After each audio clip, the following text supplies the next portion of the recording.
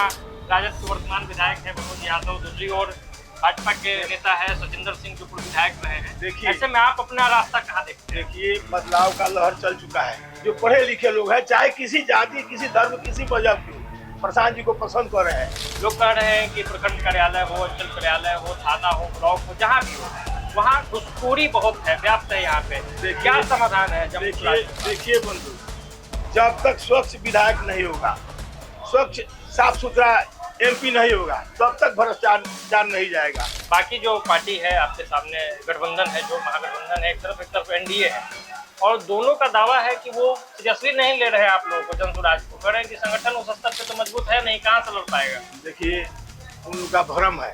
आपकी आवाज को सुनने आ रही है प्रभात खबर इलेक्शन एक्सप्रेस। देखते रहिए प्रभात खबर इलेक्शन एक्सप्रेस। नमस्ते, मैं हूं आदर्श और प्रभात खबर की इलेक्शन एक्सप्रेस पहुंची है कल्याणपुर विधानसभा क्षेत्र में। पूर्वी चंपारण का एक बेहद महत्वपूर्ण सीट है ये, और तमाम पार्टी जो है इस बार दावेदारी कर रही है, और इस रेस में इस बार एक नई नवेली पार्टी जनसुराज भी है, जिसके प्रणेता प्रशांत किशोर है। ऐसे में जनसुराज कल्याणपुर के लिए क्या सोचती है, कल्याणपुर विधानसभा सीट पर कैसी उसकी तैयारी है और क्या कुछ एजेंडा है, इस पे बातचीत करने के लिए हमारे साथ जनसुराज के नेता रामशरण यादव जी। सर, सबसे पहले बहुत स्वागत है आपका। बहुत बहुत बधाई आपके चैनल को भी। जी रामशरण जी, जनसुराज इस बार चुनाव लड़ रही है। अगर कल्याणपुर विधानसभा की बात करें तो आपके अनुसार कल्याणपुर विधानसभा की स्थिति क्या है, क्या मुद्दा है, किन मुद्दों के साथ आप सब इस बार चुनाव में जा रहे हैं? देखिए बंधु, हम लोग केवल कल्याणपुर की बात नहीं बतिया रहे हैं, सूबे की बात बतिया रहे हैं, बिहार की बात बतिया रहे हैं। हमारे प्रणेता का कहना है कि बिहार में अगर जनसुराज की सरकार आती है तो 5 काम को होना है। सबसे पहले पलायन पर रोक लगाएंगे। दूसरा है, जो 60 वर्ष से अधिक के उम्र के लोग हैं, विकलांग है, विधवा है, उसको 2-2 हजार पेंशन का व्यवस्था करेंगे। तीसरा है, ये आपका लड़का पढ़ रहा है, सरकारी व्यवस्था आप सभी लोग जानते हैं कि कहीं भी सरकारी स्कूल में अच्छा पढ़ाई नहीं है। उस पढ़ाई के लिए अगर आप लोग कॉन्वेंट स्कूल में हमारे लोग पढ़ावेंगे पूरे बिहार के, उसका खर्चा बिहार सरकार के रूप में जनसुराज की सरकार आएगी तो बांध करेगी। तीसरा है कि महिलाओं को उत्थान के लिए हम लोग 1-1 लाख रुपए देने का व्यवस्था बनाए, जो 2 लाख ले 2 लाख 4% के ब्याज पर। उसका ब्याज दर भी बहुत कम है। किसानों के लिए है, ये किसान को आय दुगुनी करने के लिए हमारे बहुत से महामहिम लोग बोले कि 22 तक आय दुगुनी कर देंगे, लेकिन नहीं कर पाए। ये हमारे प्रणेता का कहना है कि किसानों का जो मजदूरी भुगतान होता है वो करेंगे तो निश्चित रूप से किसानों का आय दुगुनी होगा। अब ये समझना चाहेंगे कि चूंकि कल्याणपुर विधानसभा सीट पर भी तो आपकी दावेदारी है, यहाँ के स्थानीय मुद्दे क्या है? मतलब क्या लगता है काम जो आपको बाकी रह गया है, जो जनसुराज आएगी तो उसको करेगी? देखिए, आपके सामने ही लौक रहा है। ये नरक, जब एक अवसर पानी हो जाएगा तो नरक में तब्दील हो जाता है मुख्यालय। और गांव की बात तो अलग रही। ये लोग दोनों आदमी मिल करके ये नहीं सुधार सके। इन लोगों का शासन 10 से नहीं 10 वर्षों से है। वो भी रहे हैं, भाजपा के विधायक भी रहे हैं, आरजेडी के विधायक रहे हैं। आपके सामने ही लोग इसका समाधान नहीं कर पाए। या इनमें से क्या उम्मीद है जनता की? जनसुराज की तैयारी कैसी है? मान के चलिए कि एक तरफ जहां राजद के वर्तमान विधायक है मनोज यादव, दूसरी ओर भाजपा के नेता है सचिंदर सिंह जो पूर्व विधायक रहे हैं। देखिए, ऐसे में आप अपना रास्ता कहाँ देखते हैं? देखिए, बदलाव का लहर चल चुका है। जितना युवा लोग हैं, जो पढ़े लिखे लोग हैं, चाहे किसी जाति, किसी धर्म, किसी मजहब के हो, प्रशांत जी को पसंद कर रहे हैं। प्रशांत जी के ऐसा अपने बिहार में विद्वान कहिए और ठोस कदम उठाने वाला, योजना बनाने वाला, उसको प्रधान सचिव का गरज नहीं पड़ेगा। अपने आप प्रधान सचिव रहेगा, अपने आप मुख्यमंत्री रहेगा। रिस्पॉन्स क्या है जब लोगों के बीच आप जा रहे हैं, लोगों से मिल रहे हैं? लोग बहुत पसंद कर रहे हैं। जिसका जीता जागता उदाहरण है कि कोटवा में हम लोग के प्रशांत आए थे तो हजारों हजार की संख्या में बरसात में भीजते हुए लोग, भागने का काम नहीं किया, उनके बातों को सुना। अब प्रशांत जी भी भीजते भीजते निकले छपरा के लिए। जनसुराज की स्थिति क्या है इस जिले में?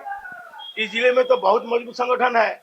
हम देख रहे हैं कि ये एक एलानिया तौर पर ऐलान कर दिया जाता है तो हजारों हजार की संख्या में लोग, हम लोग के साधारण वर्कर की मीटिंग में आ रहा है।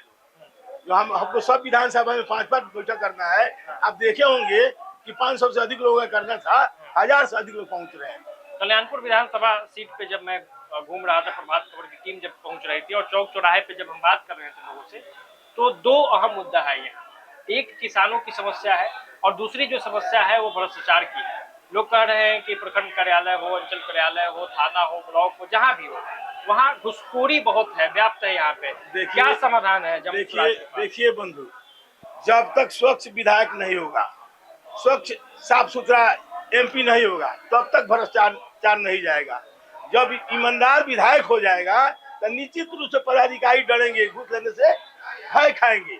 और यहाँ तो हो गया है कि एक हाथ से विधायक लोग लेता है, सांसद लोग लेते हैं, तो पदाधिकारी लोग दोनों हाथ से लोग।